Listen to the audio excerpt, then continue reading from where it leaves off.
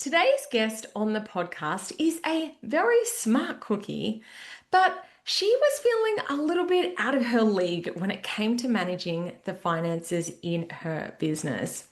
In today's episode of the podcast, I'm chatting to one of my students inside the Profit Academy Foundations about how she was able to become really empowered with her business finances by learning the basics and how it has stepped her from a place of feeling overwhelmed and unsure to a place of feeling confident and empowered when it comes to managing the money inside her business.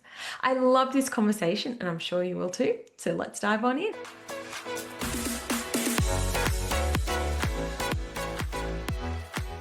A big warm welcome, Simona. Simona, would you like to introduce yourself to the listeners, please? Thank you, Claire. I'm really happy to be here. My name's Simona John von Freyend. I'm a scientist by training. I run several businesses. I used to work in university research for quite a long time, but now for the last 4 years, I've been running 2 businesses and also freelancing grant help on the side.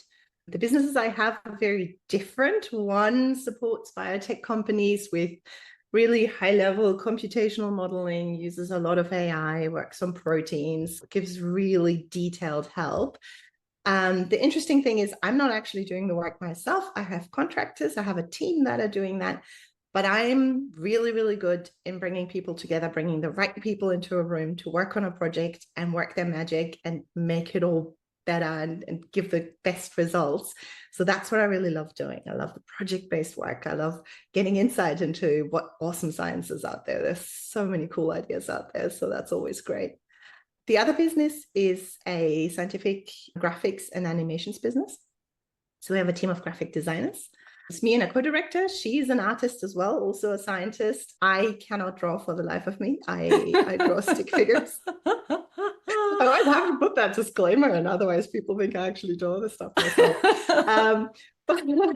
But I've worked a lot in science communication. I've worked on an online, the conversation as an editorial intern. I'm really good in storytelling. And it really helps when you develop graphics because you really want to know who's the audience and how do you want to get across what you're getting across, what's actually important and what is unnecessary fluff and where do you want to lead the viewpoint. And all of that is essentially storytelling. And that's what I really enjoy. So we're, again, getting the right people into the room with the right skill sets to actually solve something. And especially now with AI generated images, it's amazing how many bad images are out there when you look on the internet. And when you think about molecular level things, there's so much that's just plain wrong. And so that's something that I'm really passionate about and that I really enjoy doing. And then I also do some grant help. So I give workshops on how to write good grants, or I help often scientists, but also companies write really good grants and really targeting what they want to get across. And again, it's in at the end of the day, a good grant is a good story that's being told in a way that the person who is asked to be the funder actually understands and buys in and goes, yeah, I want to support this. So that's what I do. Oh, fantastic. And I love the way that you've weaved it all together because there is so much crossover in all of these things that you do. It really is about the ability to tell a story. And something I love about you is that you break things down and make it really simple and straightforward. I think when you're talking about a topic as complex as biotech, your website is so beautiful and crystal clear. Over on your LinkedIn, I've seen some of your animations and it all just weaves together so perfectly because you can tell the story in a really clear, succinct way. Yeah, and it's interesting because I actually had to do a lot of unlearning there because as scientists, you're always trained to dig deeper and go more into detail and you know, you need everything and don't forget that bit. And then when you sort of try and zoom out and you go, no, hold on, that's fluff. We don't need that. We're not saying anything inaccurate, but we're really honing in on what's important. And it's something that I guess I've learned over time with the different aspects. I've always been really interested in different parts. I've always been really interested in collaborations and working with others. So yeah, but it doesn't necessarily come natural when you come from a science world to, zoom out. We're kind of taught to zoom in. Yeah, well, I can relate because when I studied accounting, one of the things that I noticed was that the academics, when you were preparing your papers, they wanted to see big, complex, intelligent words. And so I would write my, assignments, my papers, and then I'd go and get back then we didn't have Google. I'd go and get the thesaurus or the dictionary, and I would look like, what's a more intelligent way of saying this same thing? Yeah. And the irony is I've kind of come full circle because I spent all this time at uni learning how can I sound more educated? How can I make this sound more intellectual? And now what I do is the complete opposite. I take all of the stuff that I learned at uni and I'm like, how can I make this as simple and straightforward as possible without all of the jargon? Because Yeah. a lot of people don't want that. But equally, both you and I have the skill set to also, I can have a conversation with my accountant using all the jargon and the tech speak, and then bring that back and translate it to someone who's like, what the hell was that all about? That's it. And I think it's also a little bit in losing the fear. Like Yeah, once you've been in that world, you kind of go, I'm not necessarily phased by big words. And yeah, like, even if it's in a expertise that I don't have, like say lawyers, I don't speak legalese at all. But by now I've kind of learned to ask when I don't yeah, understand something. And it's not something that intimidates me anymore, but also it's really interesting that you say writing and using big words, because have you ever noticed that when you read something that's exactly in your field, how much easier and faster you read it when it's actually written well and it doesn't yeah, use big words? And yeah. it doesn't make it sound dumb or too low or anything like that. It's so helpful to then get the point across better. So, Mm. but yeah, again, I think that kind of training is lacking really at universities, even quite often, because Mm. students come in and they try to use the big words, and you go, well, you know what, just write it in plain English. I feel like you and I could go into a huge philosophical debate about the Yeah. future of university education, how it's going to evolve with AI and technology, but let's not go there. Maybe I need to get you back another day to have that Oh, conversation. so up for talking about that. But what we are here today to chat about is money. We're here to chat about numbers. As we go through, I'm just wondering for context, like, a lot of my listeners to my podcast are service-based businesses. I am sure we've got some people from a scientific background and in tech who are listening, but a lot of other business owners, what do you think might be a way that you could support, business owners in the digital marketing, online world, service-based businesses? Yeah. Well, I think the grant writing and the graphics really, because having a good graphic is not just the image itself. It's also, for example, you have some PowerPoints and you might want to make that cohesive. And that again, having a presentation is a story that you're telling. Tell that in a certain way. So I could help with that. I could also help businesses in writing grants, or better yet, rather than actually doing the writing, the finding the story, working with people together and say, this is how you position yourself. This is the type of funder that you're looking at here. This is what's important to that person. Tell me what you bring, and then sort of bringing out the story. Like that's something that I really enjoy doing and where I could absolutely help. I love that. I've had quite a few of my clients over the years who've gone and got business grants. And you've hit the nail on the head because it's not about the caliber of the business. It's really how good are you at telling the story in the language that the grant writer wants to Yeah. hear it. So that's Because it. the caliber of the business is important, but they all are good. But you Yeah, have to be outstanding in how you get your point across and say, why are absolutely. you needed as a business? Why should you be supported? Right. Yeah. So, And there's a lot of competition in this space. So you want to be able to do yeah. it well. If you're going to all the effort of preparing a grant, I think getting some help in that is will be invaluable. So awesome. All right. Well, let's go in and talk a little bit about money because you maybe if we start by sharing how you are in my world at the moment. Yeah. I actually found you via the podcast. Oh, there you go. I don't even know when it was. Was it maybe 3 years ago or so. I was sort of looking for podcasts in business world and business help, and randomly came across your podcast and really liked what I heard there. And then I did the foundations course that you offer. And that was at a time when I had some issues with my bookkeeper. Basically, I wasn't really across the books. I had just taken over the business. Before that, I was operations manager, and then I took over the business as director. And I've always told myself growing up and when I was younger that I'm not good with finances. That's just who I am.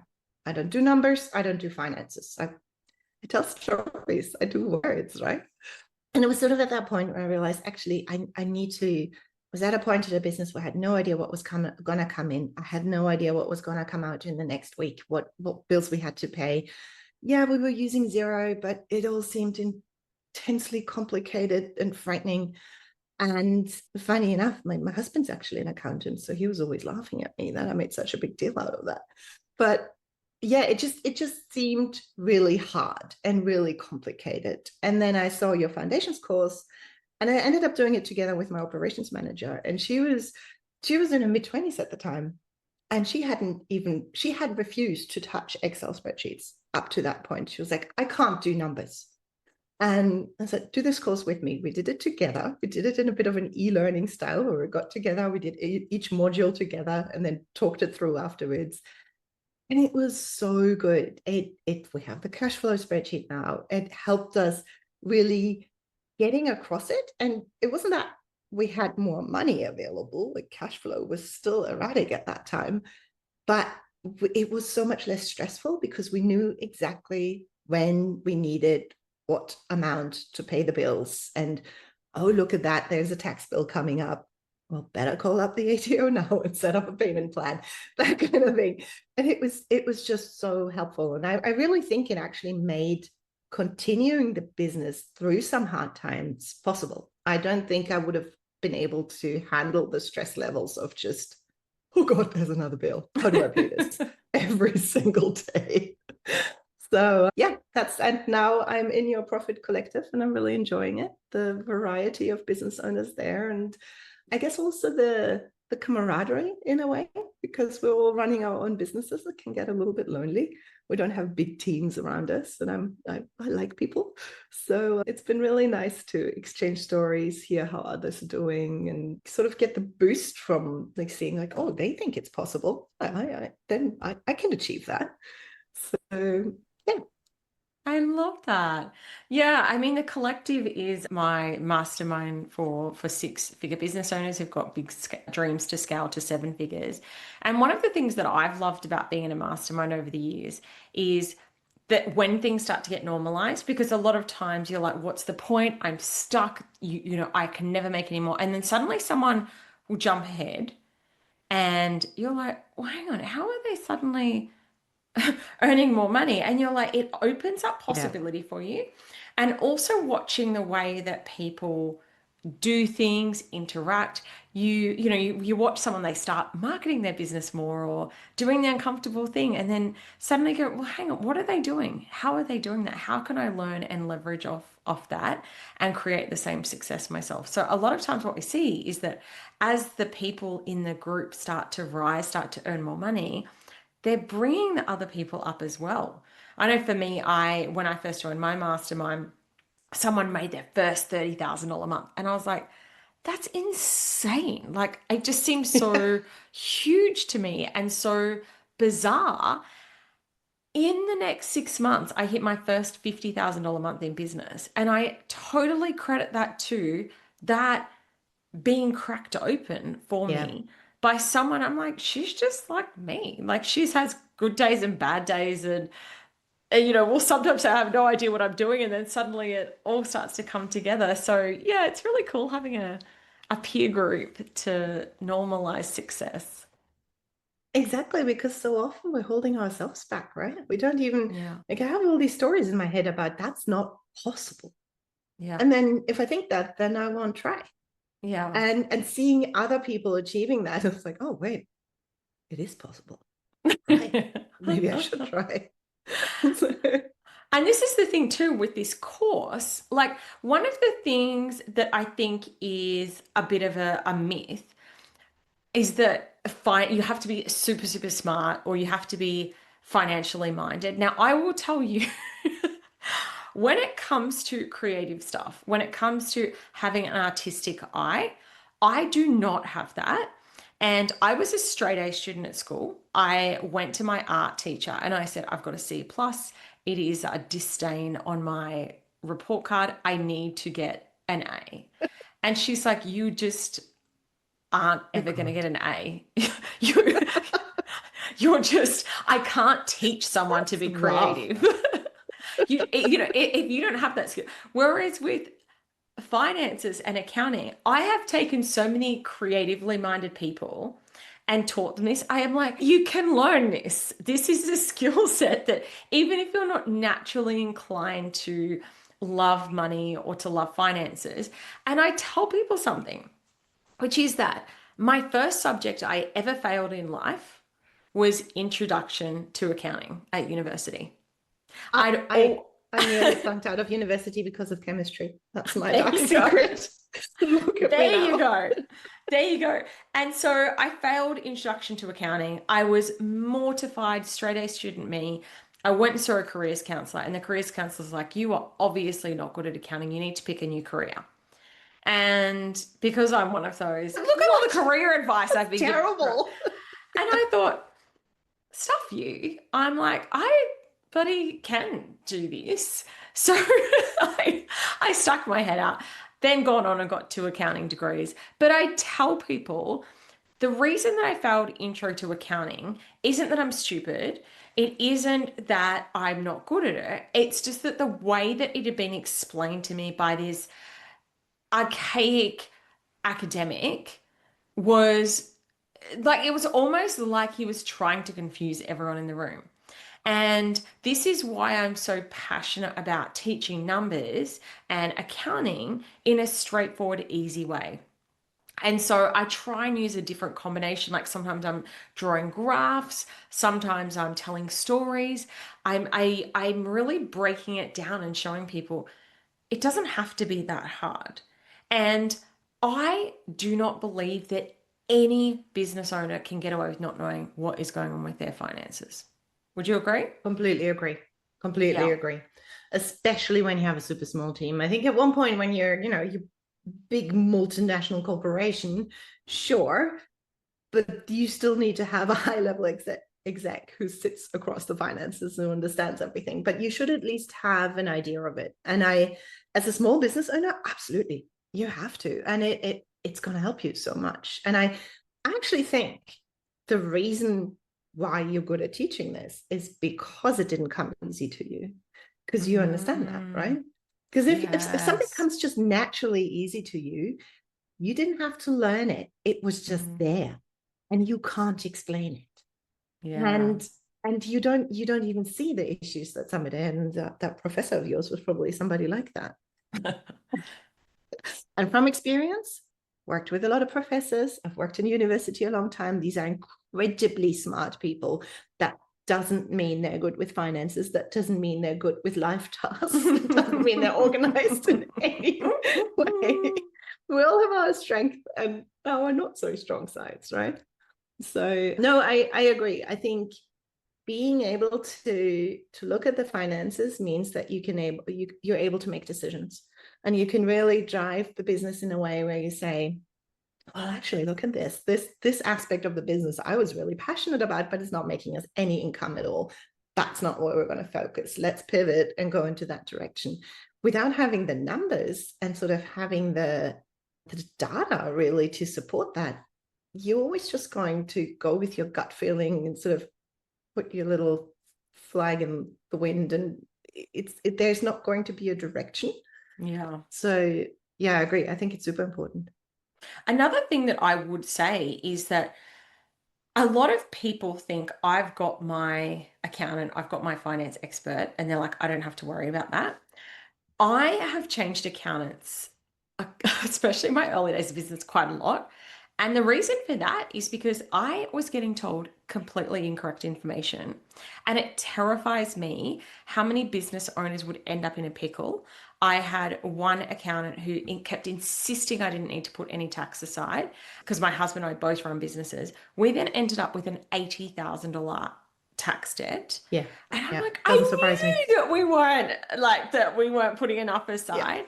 I've also had accountants that have like made serious mistakes with the numbers and then lied to me and tried to cover up and say, oh, no, we can just do that. I'm like, you can't just do that. Hmm. And so again, having that knowledge keeps them in check. A couple of years ago, I did a post. I went through and gathered all of the accountants that have stolen money from their clients over the years and been jailed in Australia. And I was like, the list is huge. Like, you are putting your trust in this person. They can go, if you give them access to the wrong things, they can go in, they can be stealing from you. They can literally be milking, fleecing you, and you wouldn't even know if you don't know what you're looking at when it Yeah. comes to your numbers. So it's incredibly, incredibly important. And I would say even big corporates, it's not an excuse to go, well, my CFO said to do that. Like big CEOs can end up in jail for doing things that are against the, they have You're total financially responsible a as a hundred director. percent, a hundred Yeah. percent. And it's the I same for think small businesses.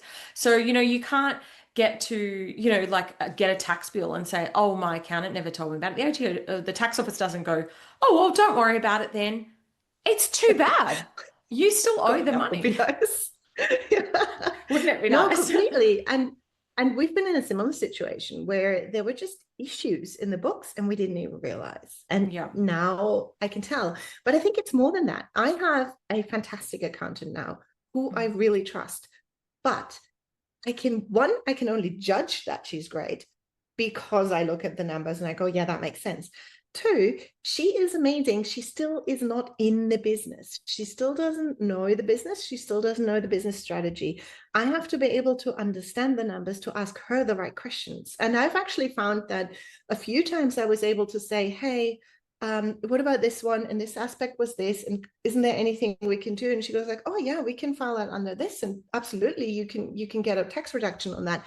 But if I hadn't pointed it out, she wouldn't have noticed, and Yeah. she couldn't have because she doesn't know where everything is and what it's being used for the same way I do. Yeah. So I think in that regard, it really helps to be able to make the most of your accountant. And I have to say, I Absolutely. always thought learning it would be really hard. Like there's this idea of like, oh, you've got to have to earn an accounting degree and you've got to be super good with numbers. And your course is so, it's going to sound terrible if I say it's simple, but I really, it's not in a bad way, in a good way. It's so easy to follow. And it's so easy to do. And it just sort of gives you the one-on-one and the really the good, like the foundations, the basics, that Yeah. it then makes it possible to build up on that. And I mean, I still have an accountant. I would not do my own accounts, but I don't pay for a bookkeeper anymore Mm. because I actually prefer doing that myself because I find it forces me to look at the books really regularly. Yeah. So in that regard, it's also saved me money because I don't have to pay the bookkeeper anymore. I can do it myself now. Yeah. Well, that's it. And I honestly, I've had students of mine who've saved tens of thousands of dollars because they now like look, they go, oh my gosh, I've got to cancel that subscription. Oh, Yeah. I didn't follow up that invoice. I didn't follow up that potential client. And having that visibility really gives you that nudge to take action in the space of your money. I know for us, my husband and I do this every single Monday. The exact spreadsheets, frameworks, everything that I teach in the program is what we do. And we'll often, because we're looking 8 to 12 weeks ahead, we're like, whoa, there's a gap coming up. Usually for both of our businesses, Christmas is a really slow time. And Yeah. we then have that visibility. We're looking ahead going, are we going to be fine to navigate through that period of time without, having the same level of income? And sometimes it means, okay, well, we're going to need to make some decisions now to, Yeah. cut back our expenses or put another launch in or get some more sales so that we're going to be right to navigate through that period of time. So, yeah, having that visibility, I think is really comforting. Yeah. And I love that you are reconciling your own books. That gets me excited. You know, my operations manager, who was so afraid of Excel and everything, Mm, she gets such a kick out of getting that little message when everything is green and you have everything reconciled. She's like, I love it's, it. so she loves doing that now. It's really Oh, funny. that's so good. And it's going to be really interesting. One of the things that I'm adding, and my past students are welcome, of course, to come and join the future rounds, but I'm adding a section all about technology, AI, how that's working in the financial space. But at this point in time, like cash flow forecasting, for example, I am like, I did a training with Zero and I asked them, I said, is there a way that you can, and they still are just like, no, we don't have the tech to do that yet. Yeah. It's still doing the process, going through and manually forecasting is still the cutting edge way to do it. Do you know why? It's the adage sort of in the AI world is kind of, it's that saying is garbage in, garbage out. Yeah, It's, absolutely. you have to feed it the right Mm, data and the right numbers. So if you think about a cash flow, like you're still going to have to do the input, and it can then yeah, maybe format it for you, can yeah, maybe write the cash flow spreadsheet for you, but mm, it might not necessarily be able to do the forecasting. yeah, So unless you train it on 20,000 businesses across mhm. Australia, and then maybe it will one day. But yeah, no, I agree. Same with AI in other I'm still aspects. a little bit skeptical too about because I know, like for example, with ChatGPT, I've asked questions about modeling. Like I'll say, "Can you please tell me what the present value of this is?" And it says, "It's this." And I'm like, I'm just going to go and quickly check that. Yeah. And it's incorrect. And I'll be like, you got that wrong. And I'll say, oh, sorry. And I'm like, no, if you don't know something, tell me I don't know. Don't spit out a lie with confidence. Ah, and I mean it's even gotten better. But at the start, I know there were Mm, several cases where it even made up sources. yeah, Like you'd be asking, and it doesn't do that anymore, but it yeah. used to, you'd say, what's your source? And it refers you to an article. And there was this one case of a journalist in the UK who then got an article supposedly written by himself in his voice, which he'd never written. Wow. And just ChatGPT just made it up. And then that's exactly it. You need to be able to understand enough about a field to then be able to use it as a Yeah, tool. And it's not absolutely. just ChatGPT, it's a whole lot of other AI programs as well. Mm, You need to, if you know nothing, you're mm, just going to take everything as face value, and you can't do that. You need to be absolutely. able to judge what comes out, and then it Mm, can sort of supplement that. That's yeah, it's a mm. tool. It's great, but it's not just gonna make all our own work go away, Yeah. which I guess is a good thing. Let's hope. We don't know what the future holds. I am seeing Mm. people who are having their content like using, for example, creating courses where the whole thing isn't a real person. It's an AI simulation But of you can someone teaching the tell, content. you can Yeah. tell, and it's not, you don't relate to that. Yeah. It's, I think there's a lot of stuff going on now where it's sort of like when you actually stay authentic, it's going to differentiate you. Oh, 100%, 100%. So I want to come back to the Profit Academy Foundations, the course of mine that Mm-hmm. you did. And when you were like leading up to it, because I know that we'd had a couple of conversations in the emails in the lead up to it. What goes on for you when you're going down the path of thinking, yes, I know I need to work on my money, but there's a lot of reservations that can often come up when we're going Oh, to make an investment. So I'm curious to know if you were just like, yeah, I'm all in, or if you were sort of, having some thoughts, questions in the lead uh, up to it. no, completely. I think so. One thing was that I knew something needed to happen. Yeah. But then it's hard to see, okay, how? Like, do I just Mm. hire somebody else who solves this for me, and I still don't have to think about it? Or do I do it myself, but then I have to train myself properly? And it's like, I'm not going to do another degree. I've been in university enough years of my life. I'm done with that. Thank you. But yeah. So finding the middle ground, something that's not exorbitantly expensive, but also something that doesn't overpromise. Because Yeah. I wasn't going to join something that's, $50 and then all you get is some advertisements and you don't actually get value out of it. My big concern was also because it was an online course, I'm not very good with consistency when it comes to courses. I'm not sure Mm. anybody ever is, but what really helped me was that, and convinced me that I could do it, is that I could bring in my operations manager and we could do it together. And Yeah. that worked really well, Mm. sort of with like a business internal accountability buddy in that regard. It also weirdly for me justified the expense because I far more easily invest in other people's trainings than I invest in expenses that I perceive as something for me. And Mm. apparently that extends to financial training. Who knew?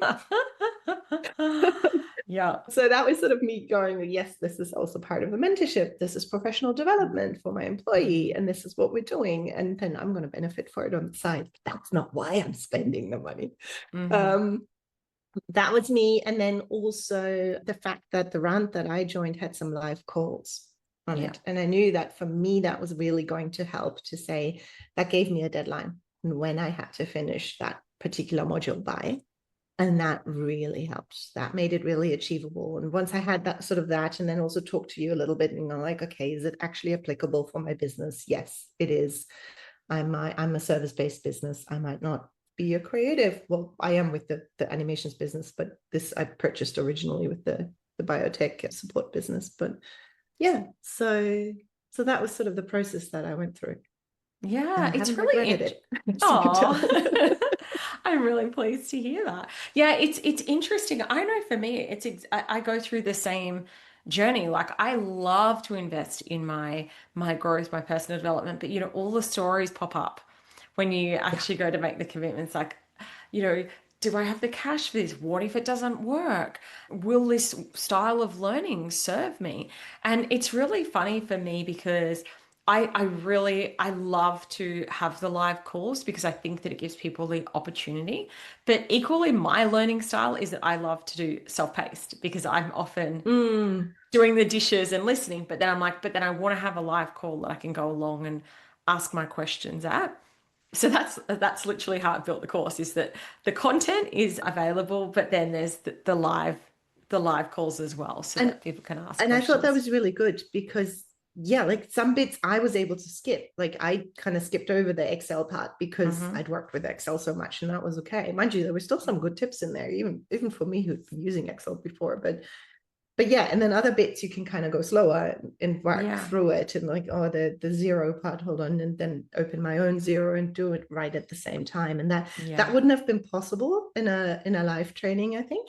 Yeah. So in that regard, that was really good. But then yeah, exactly. And then we had the live calls to answer any questions and kind of go, hold on, that didn't make sense to me. What can we go through Mm. that bit again? Yeah. And even something I love when I'm doing my courses is that we end up forming a little community inside, even though it's Yeah. only over a couple of months. You see the beautiful smiling faces and you get to know and connect with people inside the program as well. And I always really love that component Yeah. It's of almost like a mini delivering courses. mastermind in that regard. Exactly. It is. Everyone's on the journey together and, supporting each other. And yeah, it's really, really nice to connect and meet people inside the programs as well. So, one last thing I wanted to ask to wrap up. So, having reflected on going on that, how do I make the decision to commit and then coming out the other side, what have been the biggest benefits that you would say you've taken away from doing foundations? The cash flow forecast. Yeah. That's Okay. been so useful. We use that every week and it's like I don't know if this business would still exist without Wow. having done that step 2 years ago. So yeah, you can write that down. I love it. I hear so much great feedback about that. I've had students of mine from, 6 years ago who are like, I still start every week off with it. And it really Yep. does empower them and give them the confidence to move forward in their business. So I love that. Thank you for sharing. And obviously, as you mentioned earlier, the confidence, the empowerment, learning about the different, how to run your profit and loss and how to do a budget. and all of the other components that are inside as well. So thank you for coming and sharing.